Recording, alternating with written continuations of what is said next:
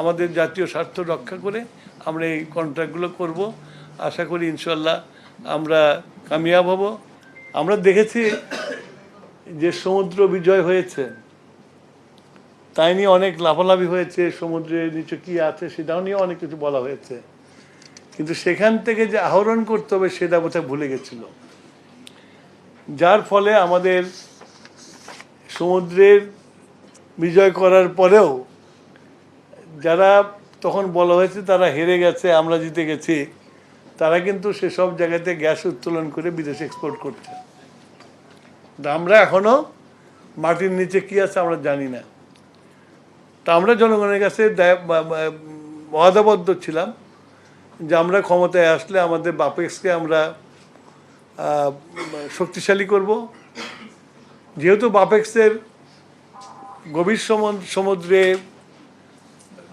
Exploration করার মতো experience নাই এবং যেসব জিনিস প্রয়োজন সেগুলোও নাই, সেই জন্য বাপেক্সকে আমরা বলেছি যে তোমরা এই বিডিংয়ে আসো, বিদেশি কোম্পানিদের সাথে যদি জয়েন্ট ভেঞ্চার করতে বলে আসো। বাপেক্সকেও কিন্তু আমরা এর মধ্যে রেখেছি।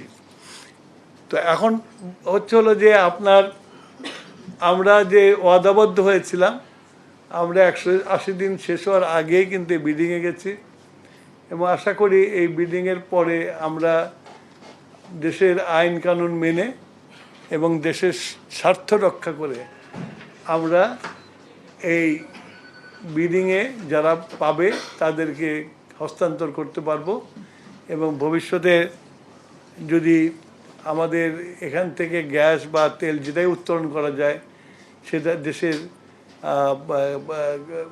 উন্নয়নের জন্য একটা বড় নিয়ামক হয়ে দাঁড়াবে। আপনাদের বুঝতে হবে যে জ্বালানির একটা খাত, যে জ্বালানি না থাকলে দেশের উন্নয়ন হয় না। জ্বালানিকে ভিত্তি করেই দেশের উন্নয়ন করতে হয় এবং সেই জ্বালানির অভাব ছিল। আমরা অনেক বড় বড় কথা বলেছি, কিন্তু আমরা বড় বড় জিনিস করেছি, কিন্তু জ্বালানির সিকিউরিটি আমরা দিতে পারি নাই। যার জন্য আমরা যখন দায়িত্বভার গ্রহণ করেছি তখন দেখেছি যে জ্বালানির কি বেহাল অবস্থা এবং আমরা সেটাকে নজরে নিয়েই আমাদের দেশের জ্বালানির একটা এনার্জি সিকিউরিটি যেটা করা লাগে সেটার জন্য আমরা চেষ্টা করে যাচ্ছি এবং এখন আমরা আগের থেকে অনেক বেটার অফ আছি। তো আপনাদের কাছে আমার অনুরোধ থাকবে, আমরা একটা নতুন উদ্যোগ নিয়েছি, ভালো একটা উদ্যোগ নিয়েছি।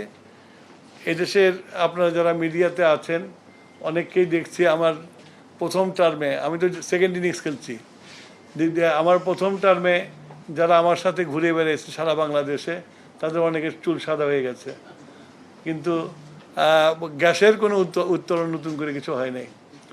তো সেই জন্য বললাম যে অনেক দিন পার হয়ে গেছে, এখন আমরা আবার চেষ্টা করছি। এটা আমাদের তো নির্বাচনী কমিটমেন্ট। 2 নম্বর হচ্ছিল যে বিএনপি সবসময় তাদের যে মূল যে জাতীয়তাবাদ, আমরা আমাদের সেই জাতীয়তাবাদকেই সামনে রেখে আমরা আমাদের এই বিডিং করছি, যাতে আমার দেশের কোনো রকমের কোনো ক্ষতি না হয় এবং কোনো কিছু বিনিময় যেন না করি আর কি। তবে আন্তর্জাতিকভাবে উত্তোলনের যেসব কন্ট্রাক্ট আছে সেগুলোকে বিশ্লেষণ করেই আমাদের জাতীয় স্বার্থ রক্ষা করে আমরা এই কন্ট্রাক্টগুলো করব। আশা করি ইনশাল্লাহ আমরা কামিয়াব হব। আপনাদের সবার কাছে আমরা সমর্থন এবং দোয়া দুটেই চাই। আপনারা করবেন যেন এই কাজটা যেন সুচারুভাবে আমরা করতে পারি। সবাইকে ধন্যবাদ।